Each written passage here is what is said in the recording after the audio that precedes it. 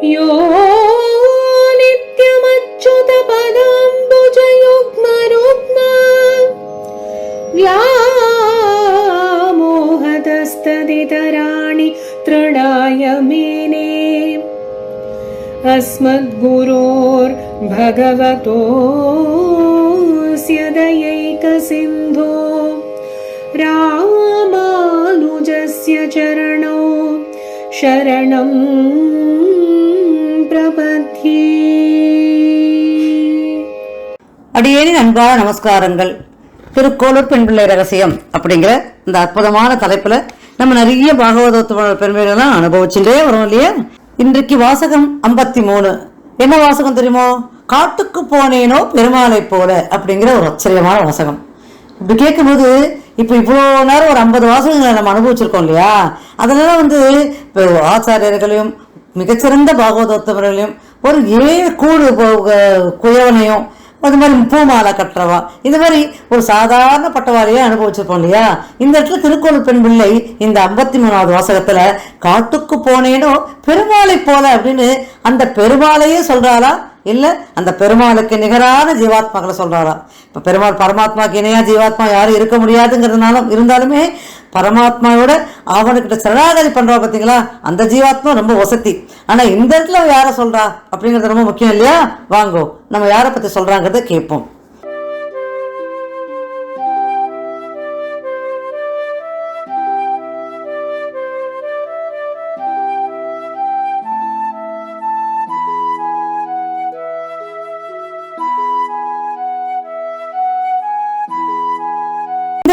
திருக்கோளூர் பெண் பிள்ளை காட்டுக்கு போனேனோ அப்படின்னு சொல்றா இல்லையா? காட்டுக்கு போனேன் அப்படின்னு சொல்லும்போது காட்டுல ரிஷிகர்கள் முனிவர்கள்லாம் இருப்பா. ஆனா இவ யார பத்தி பேசுறா? இப்ப ஒருவேளை மகாபாரதத்துல வர பஞ்சபாண்டவா, ஏன்னா அவனு காட்டுக்கு போனாலே 12 வருஷம் இருந்தாலே காட்டுல வனவாசம் 12 வருஷம், கண்ணுக்கே தெரியாமல் அஞ்ஞானவாசம் ஒரு வருஷம், இப்படி எல்லாம் கஷ்டப்பட்டாலே அவளை பத்தி தான் ஒருவேளை பெண் பிள்ளை பேசுறாளோன்னு யோசிக்கும் போது இருக்கிறதுக்கு வாய்ப்பு இல்லையே. ஏன்னா பெருமாளை போல அப்படின்ட்டாலே அவளை ஜீவாத்மக்கள் தானே. அப்ப பெருமாள்னா மகாபாரதத்துல வர கிருஷ்ண பெருமாள் தான். அவர் காட்டுக்கெல்லாம் போல. அப்போ ராமாயணத்துல வர ஸ்ரீராமச்சந்திரமூர்த்தியா தான் இருக்கும். ஏன்னா அவர் தானே காட்டுக்கு போனார். பகவானா அவதரிச்சு பெருமாளா அவதரிச்சு காட்டுக்கு போனாரே. அவர் மனிதனாக இருந்து எல்லா கஷ்டங்களும் அனுபவிச்சார் இல்லையா? அப்போ அவரை பத்தி தான் இந்த திருக்கோளூர் பெண் பிள்ளை ரொம்ப அழகா எடுத்து சொல்றா.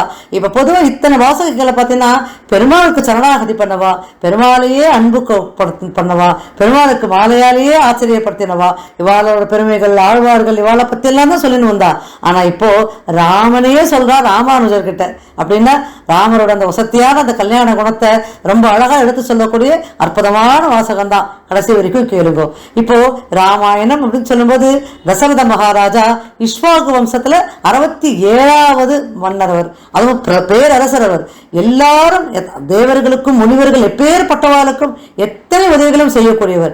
தசரதன் அப்படின்னா 10 ரதங்களை அப்படி அனாவசமா ஓட்டு வராம அவர். அவ்வளவு ஆச்சரியமான ஒரு மன்னர் தான் அவர் தசரத மகாராஜா.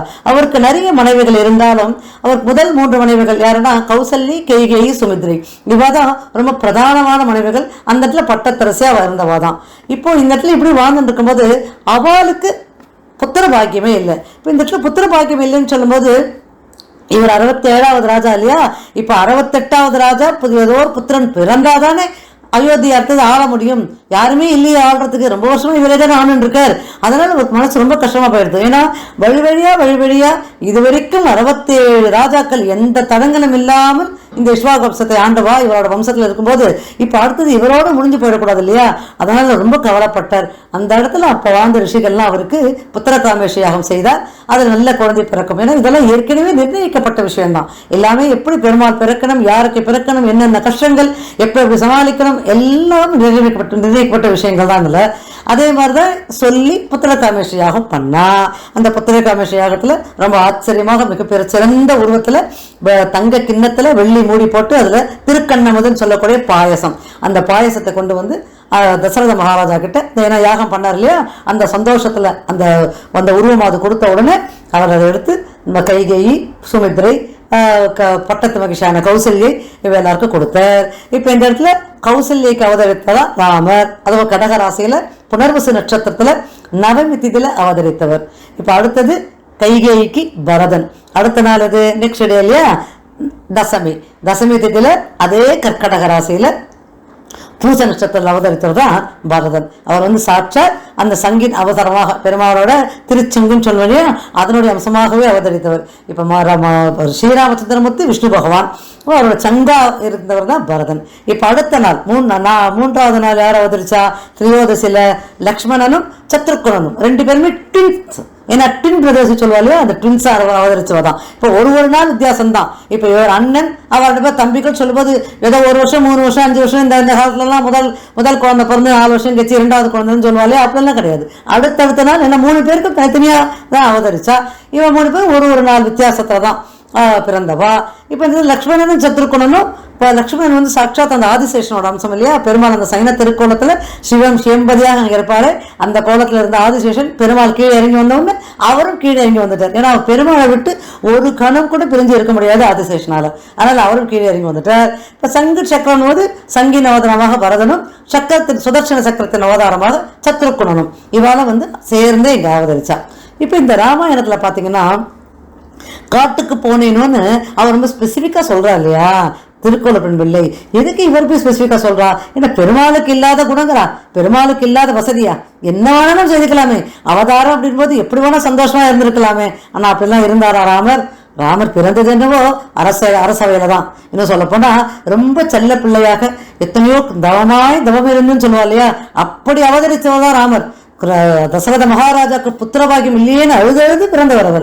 அப்போ அவருக்கு எவ்வளவு பாசத்தோட வளர்த்திருப்பான், எவ்வளவு கேர்ஃபுல்லா வளர்த்திருப்பான். அதாவது எவ்வளவு இந்த கம்ஃபர்ட் ஜோன்ல இருக்குன்னு சொல்லுவா இல்லையா, அப்படி கொடுத்துருப்பாள் அவருக்கு இல்லாத வசதிகளே கிடையாது. அவர் வெளி உலகத்துல போய் எந்த கஷ்டமும் பட வேண்டிய அவசியமே இல்லையே. எல்லாமே கூப்பிட்ட குரலுக்கு ஓடி எல்லாரும் வருவாள். அப்படிலாம் இருந்து ரொம்ப ராஜபோகமா வளர்ந்தவர் தானே. இந்த ராஜபோகமா வளர்ந்தவர் தான் அவருடைய 11வது வயசுல தான் இந்த விஸ்வாமித்திரர் வந்தார். எதுக்காக தாடகி வார்த்தைக்கு. ஏன்னா தாடகி நாங்க அரைக்கி இருந்தாலே அவளுக்கு மாரிஷன் சுபாகுன்னு 2 பேர் இருந்தா. இப்போ இந்த மாரிஷன் சுபாகு தாடகை எல்லாம் சேர்ந்து இந்த ரிஷிகள்லாம் தவம் பண்ற இடத்துலலாம் அவளுக்கெல்லாம் ரிஷி தவம் பண்ண விடாம, யாகம் பண்ண விடாம, அந்த யாகத்தை நீர் விட்டு அடிச்சு அங்க மழை பெய்ய வச்சு, இல்லைன்னா அங்க எல்லாரும் அடிச்சு துன்புறுத்தி இப்படிலாம் பண்ணிட்டு இருந்தா இல்லையா. இது தாங்க முடியாம தான் இங்க வந்த விஸ்வாமித்திரர் வந்ததுக்கு 1000 காரணங்கள் இருந்தாலும் இது முக்கியமான காரணம். இப்ப விஸ்வாமித்திரர் நேரே தசரத மகாராஜா கிட்ட உன்னுடைய புத்திர ராமன் என்னோட அனுப்புன்னு சொல்லும் போது ராமருக்கு 11 வயசு தான். இப்ப ராமருக்கு 11 வயசுனா லக்ஷ்மணனுக்கு என்ன 8-7 வயசா இல்லையே? அடுத்த நாள் பிறந்தவதானே, அவருக்கும் 11 வயசு. 2 பேரும் அவர் லக்ஷ்மணனை கூப்பிடல. ஆனா ராமரை பிரிஞ்சு லக்ஷ்மணனால இருக்கவே முடியாது. அவருக்கு அது தெரியும் விஸ்வாமித்திரருக்கு. ராமரை கூப்பிட்டா லக்ஷ்மணன் வருவார் அப்படிங்கறத, சிவமாக வருவார் அப்படிங்கிற ஒரு கண்ணோட்டத்தை தான் அஷண்டே போனார். இதை எதுக்கு சொல்றேன்னா 11 வருஷங்கள் கழிச்சு முதல்ல காடை பார்த்தவர் 16 வயசுலதான். அது வரைக்கும் ஒரு நாட்டுல அரண்மனையில் ரொம்ப சுகவாசியா இருந்தவர் தானே ராமரும் லக்ஷ்மணர் பரதர் சத்ருகுணர் எல்லாருமே. இப்ப இது 2 ஆச்சரியம் இருக்கு. என்ன தெரியுமோ, ராமர் கௌசல்யக்கு பிறந்தவர் தான். ஆனா அவரை முழுக்க வளர்த்தது யார் தெரியுமா? கைகேயி தான். கைகேயி ராமரை தான் தன் பிள்ளைனே சொல்லுவா. இன்னும் சொல்ல போனா பரதனை தன் பிள்ளைன்னு அவன் சொன்னதே கிடையாது. பரதன் வளர்ந்ததெல்லாம் கௌசல்யை கிட்டதான். சத்ருகுணன் பரதன் இவெல்லாம் கௌசல்யை கிட்ட. ஆனா ராமர் வளர்ந்தது மட்டும் கைகேயி கிட்ட. ராமர் மேல ஒரு தூசு படத்துக்கு விட மாட்டாளாம். ராமர்னா அவ்வளவு உயிர் அவளுக்கு. ராமர் தான் எல்லாமே, தன்னோட வாழ்க்கையே ராமருக்கு தான். அப்படி இருந்தவதான் கைகேயி. இதை பார்த்து அங்க இருக்கிறவள ஆச்சரியப்படுவாளாம். ஏன்னா பெற்ற தாய் என்ன இருந்தாலும் பெற்ற தாய் எல்லாத்த விட ரொம்ப முக்கியமானவோ. ஆனா அந்த பெற்ற தாயால கொடுக்க முடியாத அன்பை கூட கைகேயிக்கு ராமருக்கு கொடுத்தாலும். ராமன் அத்தனை உயிர். தசரதனும் கைகேயும் ராமர் அப்படியே போட்டு வளர்த்தான். எனக்கு சொந்தம் உனக்கு சொந்தம் அப்படிங்கிற அளவுக்கு அப்படி ஒரு பிரேம ராமர் மேல கைகேயிக்கு. இப்ப இந்த இடத்துல இப்படி இருந்தவாதான். ஆனா ஒரு காலகட்டத்துல இப்ப இவர் போயிட்டு வந்துட்டார் இல்லையா, 11 வயசுக்கு கூட்டிட்டு போனார் விஸ்வாமித்திரர். நேரா கூட்டிட்டு போய் தாடகை வனம் முடிஞ்செடுத்து சுபாகு அழிச்சாச்சு. மாரிஷன் ஓடியே போயிட்டான். இப்ப மாரிஷன் பிற்காலத்துல அப்புறம் பொன்மானதான் அவன் தான் வரப்போறான். இப்ப இவர் என்ன பண்ணார்? இப்ப விஸ்வாமித்திரர் ராமருக்கும் லக்ஷ்மணருக்கும் நிறைய உபதேசங்கள் சொல்லி கொடுத்தார். நிறைய வாழ்க்கையில எப்படி வாழணும், எப்படி இருக்கணும், எப்படி தவ வாழ்க்கை எப்படி இருக்கும் அப்படிங்கறதெல்லாம் ஒரு விஷயம் கற்றுக் கொடுத்தார். ஏன் கற்றுக் கொடுத்தார்? பிற்காலத்துல அவ காட்டுக்கு போவா அப்படிங்கிற அந்த ஞானதிஷில தான். ஏன்னா சொல்லியிருக்கேன் இல்லையா, இதெல்லாம் ஒரு டிஃபைன்டு ப்ராசஸ் தான். ஏற்கனவே தெரிஞ்ச விஷயங்களை அதை அப்படியே இம்ப்ளிமெண்ட் பண்றா. இப்ப நம்ம டிராமாலாம் பார்த்துருக்கோம் இல்லையா, சினிமா டிராமாலாம் வச்சுக்கோங்க. இப்ப டிராமால வச்சுக்கோங்க, வேஷம்லாம் போட்டுட்டு எல்லாம் தயாரா இருப்பா. ஏற்கனவே ஸ்கிரிப்ட் இப்படிதான் இருக்கணும், இவாளுக்கு இந்த வேஷம், அவளுக்கு அந்த வேஷம், இவா இப்படி நடத்தி எடுத்துன்னு போகணும், இதை இப்படி முடிக்கணும் அப்படிங்கிறது ஏற்கனவே நிர்ணயிக்கப்பட்ட ஒரு விஷயமா இருந்தாலும் டிராமா போடுவா. அது அப்போ பார்க்க தானே உங்களுக்கு ரொம்ப சுவாரஸ்யமாக இருக்கும். உங்களுக்கு தான் அடுத்தது என்ன நடக்குதுன்னு தெரியாது, ஆனா அந்த நடிக்கிறவளுக்கு அடுத்தது என்ன நடக்கும் தெரியும் இல்லையா. இப்ப இந்த இடத்துல பெருமாவோட அவதாரங்கள் எல்லாமே ஏற்கனவே நிச்சயிக்கப்பட்டு இங்க இறங்கி வந்ததுதான். இப்ப என்ன பண்றார் விஸ்வாமித்ரர், நேரா நேபாளம் இன்னைக்கு இருக்கு இல்லையா, ஜனக்புரி அப்படின்னு சொல்லுவா. இப்ப இங்க மிथिला நகரம் அது நேபாளத்திலே இருக்கு. அந்த நேபாளத்துக்கு ஜனக்புரிக்கு கூட்டின்னு போனார் லக்ஷ்மணரையும் ராமரையும். அந்த இடத்துல அழகியான சீத்தையை கண்ணால பார்த்தார். இந்த இடத்துல அப்படியே சீத்தையை பார்த்த அண்ணனும் நோக்கினால் அவனும் நோக்கினான்னு ஏதோ ஒரு கவிதை அம்சமாக நமக்கு கம்பராமாயணத்துல கொடுத்துட்டார். அது ரொம்ப ஆச்சரியமாக படிக்கிறதுக்கு ரொம்ப சுவாரஸ்யமா இருக்கக்கூடிய விஷயமாக இருந்தாலும் சீதைக்கு இப்ப 6 வயசு தான். 6 வயசுல அந்த அண்ணனும் நோக்கி அவனும் நோக்கி காதல் வயப்படுறதுக்குலாம் ஒண்ணுமே கிடையாது. ஏன்னா அவ குழந்தை, அவ 6 வயசு குழந்தை, இவர் 12 வயசு இருக்கு. அங்க ஆக்ஷன் போய் அவளை பார்த்து அந்த வில்லம் அவளுக்கு நான் ஏற்றி சுயம்பரத்துல கலந்து. ஏன்னா அந்த காலத்துல ரொம்ப சீக்கிரம் கல்யாணம் பண்ணிடுவா, 5 வயசு 6 வயசு. ஏன்னா குழந்தையா இருக்கும்போதே கல்யாணம் பண்ணிட்டான்னா அவளை அழகாவே அந்த குடும்பத்தோடயே அவள் சேர்ந்துருவா அப்படிங்கிற ஒரு எண்ணத்துலதான் அந்த காலத்துல ஒரு சம்பிரதாயமே வச்சிருந்தா. இந்த காலத்துக்கு அதுக்கும் சம்பந்தமே கிடையாது, நம்ம அதை பத்தி பேசவே வேண்டாம்.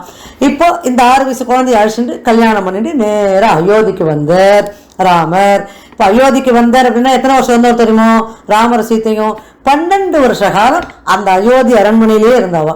அப்ப அந்த 12 வருஷ காலம் எப்படி இருந்தா, சுக வாழ்க்கை. ஏன்னா ராஜா அவர் அடுத்து இளவரசன், அவர் ராஜாவுக்கு ஆட்சி ஆள போறார் தசரத மகாராஜா. மொத்த பிரச்சனையும் அங்க இருக்கிற அமைச்சர்களுக்கும் ராஜாவுக்கும் தான், ராமருக்கு கிடையாது. ராமர் யுவராஜனா இருந்தாலும் அவர் கொஞ்சம் கொஞ்சமாக தான் அந்த இடத்து பதவிக்கு கத்துக்கணும். அப்போ அந்த இடத்துல அவ்வளவு சுகபோக வாழ்க்கையில சீத்தையோட சகல சந்தோஷங்களையும் இருந்து சேர்ந்து அனுபவிச்சவர் தான் ராமர். இப்ப அவ்வளவுதான், இந்த 12 வருஷ காலம் அனுபவிச்சார் பாத்தீங்களோ, அதோட முடிஞ்சு போச்சு அவர் பட்ட சுகங்கள்லாம். அதுக்கப்புறம் எல்லாமே கஷ்டம்தான். இப்ப அரசனா பிறந்து உனக்கு என்னப்பா நீ ராஜா வீட்டு பிள்ளை அப்படின்னுவா. அந்த ராஜா வீட்டு பிள்ளை பட்ட கஷ்டத்தை கொஞ்ச நேரம் சொல்லி மாளாது. ராமாயணத்துல அத்தனையும் கஷ்டம், இனிமே வரதெல்லாம் சோகங்கள் தான். இந்த 12 வருஷ காலம் தான் ரொம்ப சந்தோஷமா இருந்தது. ஆனா இந்த 12 வருஷ காலத்தை வால்மீகி மகரிஷி ரொம்ப பிரமாதமா அவர் பட்ட சந்தோஷத்தெல்லாம் சொல்லியிருக்காரான்னு கேட்டா கண்டிப்பா சொல்லியிருக்க மாட்டார், இல்லவே இல்லை. ஏன்னா அவர் அப்படியே இருந்தார். இன்னும் சொல்ல போனா இப்ப கிருஷ்ணர்லாம் இந்த கிருஷ்ணலீல 10 வருஷம் தான் அவர் யசோதை கிட்ட இருந்தார். அந்த 10 வருஷத்துல அவர் பண்ண அத்தனை லூட்டி இருக்கு பாருங்க. இப்படி ஒரு பிள்ளையா பார்க்கறதுக்கு ரொம்ப நல்ல குழந்தை தான், ஐயோ கண்ணனேன்னு கொண்டாடுற குழந்தையா தான் இருக்கும். ஆனா அது பண்ற அமக்கலமும் யசோதை பட்ட கஷ்டமும் அந்த கிருஷ்ணலீலா அதுக்குன்னே பார்க்கலாம். எல்லாரும் கிருஷ்ணலீலாவை அப்படி கேட்கலாம், அவ்வளவு அழகா இருக்கும் கிருஷ்ணலீலா. ஆனா அந்த மாதிரி ராமர்லாம் பண்ணாரான்னு கேட்டா இல்லவே இல்லை. ராமர் ரொம்ப சமத்து குழந்தை. வானா வருவர், போனா போவர், உட்காருனா உட்கார், நில்லுன்னா நிப்பர். அவர் அப்படிதான் வளர்ந்தார். அவர் ரொம்ப சுட்டியெல்லாம் 4 பேருமே ரொம்ப சுட்டியெல்லாம் கிடையாது. அவ பாட்டுக்கு அவ இருந்தா. லக்ஷ்மணருக்கு எப்பவும் ராமரையே தான் பார்த்துட்டு இருப்பார். ராமரையே பார்த்து வளர்ந்தவர். ராமருக்கு என்ன பண்றாள், ராமருக்கு எந்த கஷ்டமும் கொடுக்க கூடாது, அப்படியே இருந்தவர் தான் ஒரு லக்ஷ்மணர். அண்ணன் சொன்ன பேச்சுக்கு மறு வார்த்தை கிடையாது, அப்படி இருந்தவர் தான் லக்ஷ்மணர். பரதன் பாத்தீங்கன்னா ராமன் மேல உயிர் பரதனுக்கு. இன்னும் சொல்ல போனா ராமருக்கு ரொம்ப லக்ஷ்மணனோட பரதன் தான் ரொம்ப பிடிக்கும். அந்த அளவுக்கு ரொம்ப தன்மையான அண்ணான்னா அப்படியே உயிரை விடக்கூடிய அளவுக்கு தான் பரதன் இருந்தார். சத்ருகுணன் கொஞ்சம் வித்தியாசம். சத்ருகுணனுக்கு ராமர் மேல இருக்கிற அந்த அன்போட பரதன் மேல இருக்கிற அன்பு தான் அவருக்கு ரொம்ப ஜாஸ்தி. எப்பவும் பரதனும் சத்ருகுணனும் ஒன்னாவே இருப்பா, ஒன்னாவே வருவான். ஏன்னா அவ சங்கு சக்கரம் இல்லையா, அதே மாதிரியே இருப்பா, ஒன்னாவே போவா, ஒன்னாவே வருவா. லக்ஷ்மணன் ஆதிசேஷன் எப்பவுமே பெருமாளோடய இருப்பார். யாரோட? ராமரோடய இருப்பார். இப்ப இந்த இடத்துல காட்டுக்கு போனேனோ அப்படின்னு சொல்லும்போது நான் இவ்வளவு விளக்குங்க கொடுத்து எதுக்காக தெரியுமோ, காட்டுக்கு போறது அப்படிங்கிறது அவ்வளவு ஈஸியான விஷயமா அப்படிங்கிறது தான் இந்த இடத்துல திருக்குறள் பெண்களை கேட்கக்கூடிய ஒரு கேள்வி. இப்ப நல்லா யோசிச்சு பாருங்களேன். இப்ப நாமெல்லாம் ஏதோ குழந்தை சின்ன வயசுல ரொம்ப கஷ்டம் தான் பட்டிருப்போம். இதோ 15-20 வருஷமா வேணா ஒரு வீடு, டிவி, ஏசி, கட்டல், மெத்த இப்படி ஒரு சுகபோகங்களை நம்ம அனுபவிக்கிறதுக்கு வாய்ப்பு இருக்கு. பண்ணியிருப்போம், நல்லா இருப்போம், 20 வருஷமா இருந்திருப்போம், இல்லை 15 வருஷமா இருந்திருக்கலாம். ஆனால் இன்னைக்கு அந்த 10 வருஷம் 15 வருஷம் சுகங்களை கூட நம்மளால வெளியூருக்குலாம் போனால் விட்டு கொடுக்க முடியுறதோ? இப்போ நம்ம என்ன திவ்ய தேசத்துக்கு போகிறோம், அங்கே நமக்கு சரியாக கிடைக்காது, ரூம் கிடைக்காது, பெட்டு கிடைக்காது, கீழே தான் படுத்துக்கணும், ஆனால் பெருமாளை சேவிச்சுட்டு வரணும், அந்த மாதிரி அப்படி தான் இருக்கும். ஆனால் நம்ம உடம்புக்கு கடன் கொடுக்குறதோ கட்டில் இல்லையா, அச்சிச்சோ எங்களால் இன்னைக்கு படுக்கவே முடியாது, இது சரியில்லையே, சாப்பாடு சரியில்லையே, அங்கே இப்படி இருக்கு, இந்த இடத்துல குப்பையாக இருக்கு, 100 சந்தா இருக்கு, பஸ்ஸிலேயே போக முடியலையே, இவ்வளோ சிரமப்படுறோம். எதுக்காக சிரமப்படுறோம்? நாம இந்த சந்தோஷமான வாழ்க்கை 15 வருஷம் வாழ்ந்து சந்தோஷமான வாழ்க்கை இருக்க பிறகு அதை விடுறதுக்கு நமக்கு மனசு வரல. அதெல்லாம் நம்மள அதை விட்டு வெளியில வர முடியல. அந்த சுகங்களை நம்ம எங்க போனாலும் எதிர்பார்க்கிறோம் இல்லையா? அப்ப ராமரை பத்தி யோசிச்சு பாருங்க. 24 வருஷம் 24 வயசு வரைக்கும் சகல சௌபாகியங்களோட வாழ்ந்தவர். நாளைக்கு பட்டாபிஷேகம் அவருக்கு அப்படின்னும் போது கைகேயி மந்தரை அப்படின்னு அவளை எடுத்து வளர்த்த ஒரு சிவிலியவோ. அந்த காலத்துலாம் சீதன வெள்ளாட்டி அப்படின்னு சொல்லி குழந்தைக்கு கல்யாணம் பண்ணி வச்சோன்னா 6 வயசு குழந்தையோட கொடுத்து விட்டுருவா சீதன வெள்ளாட்டி. ஏன்னா 6 வயசு குழந்தைக்கோ 10 வயசு குழந்தைக்கோ ஒன்றும் வேலை செய்ய தெரியாது. அதுவும் பட்ட மகிழ்ச்சிகள் வேற, ராஜவம்சத்துல வேற இருக்க போறா, ராணிகளுக்கு எதுவும் வேலையெல்லாம் செய்ய தெரியாது. சீதன வெள்ளாட்டி தான் எல்லா வேலையும் பார்த்துப்பா, ராணியும் சேர்த்து பார்த்துப்பா. அப்படி சீத்தை கைகேயை வளர்த்தவள் தான் அந்த மந்தரை. அப்படி பார்த்து வளர்த்தா மந்தரை கைகேயை. இந்த கைகேயி நாளைக்கு ராமருக்கு பட்டாபிஷேகம்னா ரொம்ப சந்தோஷமாயிட்டா. ஏன்னா அவ வளர்த்த குழந்தை, நாளைக்கு ராமருக்கு பட்டாபிஷேகம், ஏன் ராமருக்கு பட்டாபிஷேகம்னு பெருமையா சொல்லிடுறதான். அவளை கூட்டு மந்தரை எத்தனை குழப்ப முடியுமோ அத்தனையும் குழப்பி, உனக்கு ராமன் உனக்கு என்ன உரிமையே கிடையாது, உனக்கு பரதன் தானே உரிமை, அவன் தானே உன் பையன், நீ ராமன் கௌசல்யோட பையன், நாளைக்கு அவருக்கு பட்டாபிஷேகம்னா அவதான் பெருமைப்படணும், நீ எதுக்கு அதுக்கு பெருமைப்படுற அப்படின்னு தன்னால முடிஞ்ச வரைக்கும் அவளுக்கு தீய எண்ணங்களை உள்ள சொல்லிட்டா. என்ன சொல்லுவாள், அடிக்க அம்மிய நகரும் சொல்லுவா இல்லையா? அதை கொஞ்சம் கொஞ்சமா ப்ரெஷர் கொடுத்தோம்னா அந்த இன்டர்னல் ப்ரெஷர் அப்படி ஏறிண்டே இருக்கும் இல்லையா? அப்படியே கொஞ்சம் கொஞ்சமா அவளோட நல்ல குணங்கள், அந்த அன்பு, அந்த பாசம் எல்லாமே கொஞ்சம் கொஞ்சமா மறைஞ்சு போய் அப்ப ராமனை எப்படியான இந்த இடத்த விட்டு அமைச்சிட்டு பரதனுக்கு பட்டம் சூட்டணும் அப்படிங்கிற அந்த வெறி வழக்கு கொண்டு விட்டா. அப்ப மந்தரைங்கிறவ அந்த சகூனியானவள் எப்பேற்பட்ட புத்திசாலியா இருக்கணும் பாருங்க.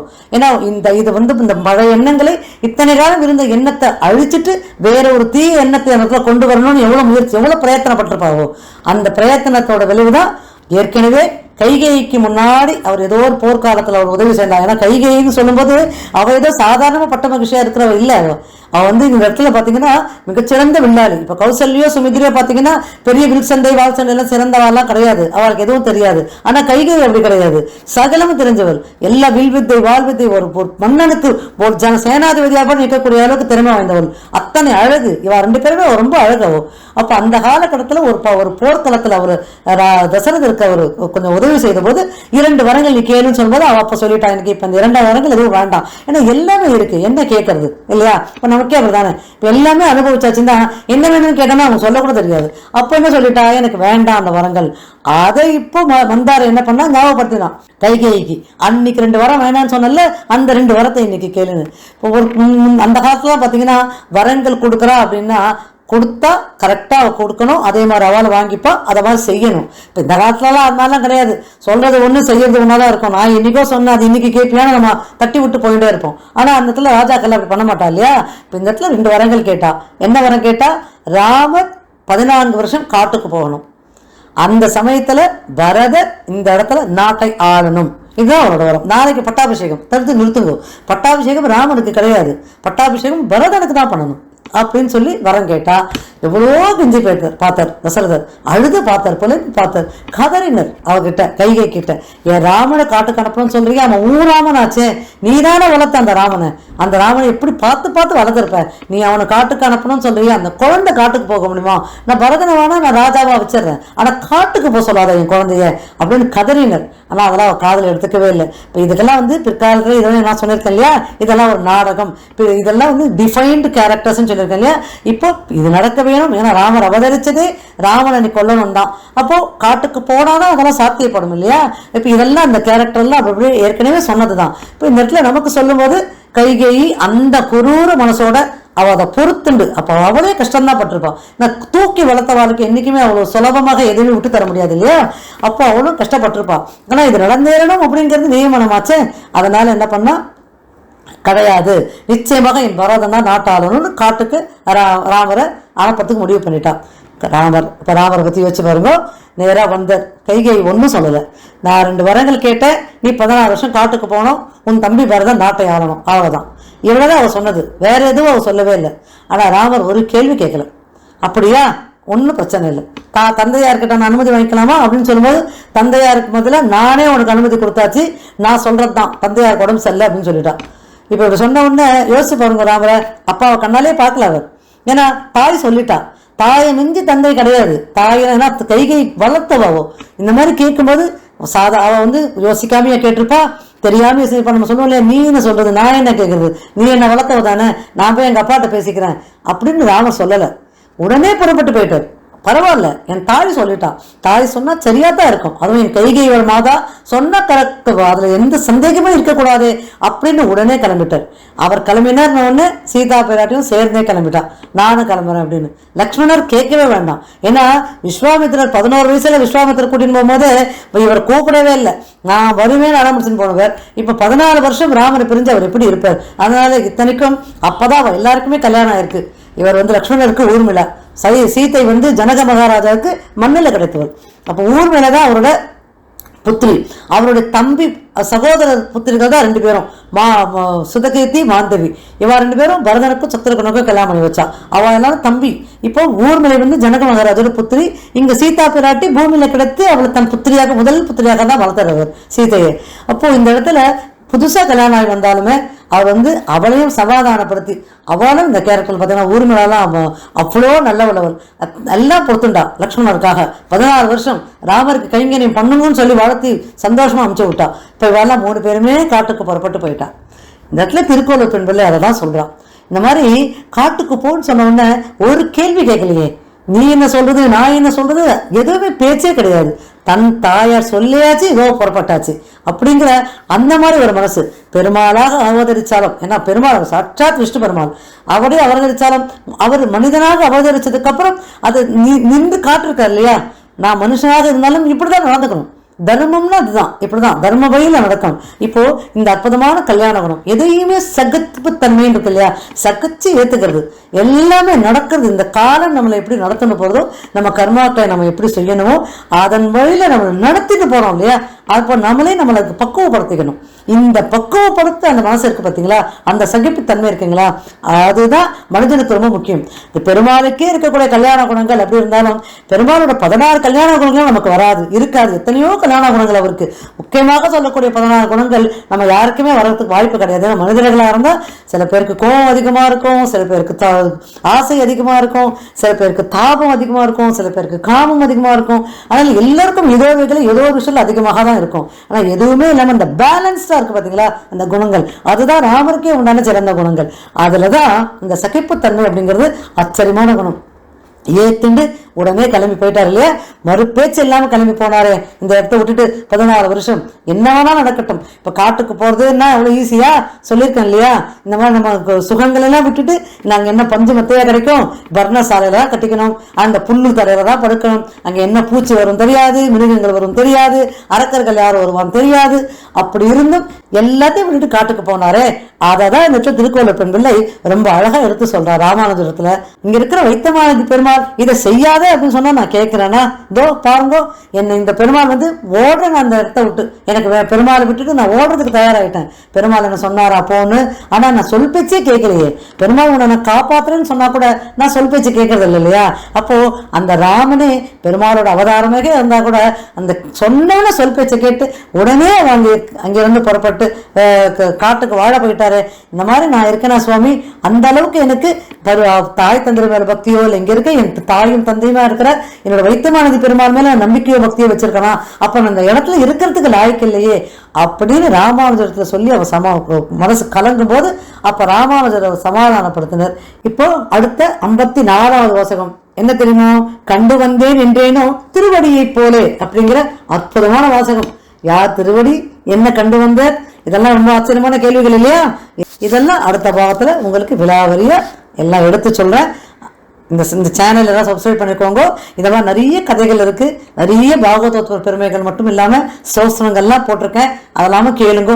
என்னால முடிஞ்ச ஒரு சின்ன கைங்கரியம் இந்த மண்ணுக்கு. ஏன்னா எல்லாருக்கும் நல்ல விஷயங்கள் போய் சேரணும். அதனால எல்லாரும் போய் விதவிதமா இருக்கும். அதுல யாத்திராலாம் போட்டிருப்பேன். நாங்க அகோவிலம் போனோம், இப்போ பஞ்சத்வாரகா போனோம், அந்த யாத்திராவில் நாங்கள் அனுபவித்த விஷயங்கள், அங்கே பெருமாளோட நாங்கள் எவ்வளோ சந்தோஷமாக இருந்த விஷயங்கள் இதெல்லாம் நான் போட்டிருப்பேன். எல்லாரும் நேரம் கிடைக்கும் போது இந்த சேனலை சப்ஸ்கிரைப் பண்ணிட்டு எல்லாரும் பாருங்கோ, எல்லாரும் சந்தோஷமாக இருங்கோ. அதற்காக உங்களுக்கெல்லாம் பல்லாண்டு பாடி கவிதாக்க சிம்மாய கல்யாண குணசாலினி ஸ்ரீமதே வெங்கடேஷாய வேதாந்த குருவே நமஹ.